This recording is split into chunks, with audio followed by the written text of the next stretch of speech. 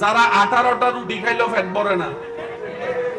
আমি ওগুলোর কথা বলছি না, যাদেরকে একবার রেস্টুরেন্টে নিয়ে গেলে কানটানা তওবা খাইতে হয়, জীবনও আপনাদের রেস্টুরেন্টে নেওয়ার দরকার। আমি স্বাভাবিক মানুষের কথা বলছি।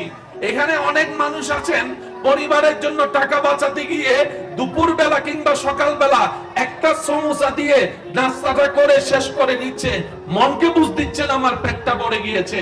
অনেকে এমন আছে 2টা বিস্কিট খেয়ে 2 গ্লাস পানি খেয়ে কাজে নেমে যাচ্ছে শুধু 2টা টাকা বাঁচানোর জন্য। আপনি আপনার ডানে তাকান, বামে তাকান, উপরে তাকান, নিচে তাকান, প্রত্যেকটা সৃষ্টি টাইম টু টাইম খাবার পাচ্ছে এবং যতটুকু দরকার ততটুকু পাচ্ছে।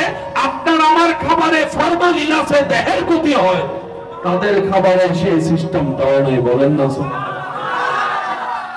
বিষয়টা কি?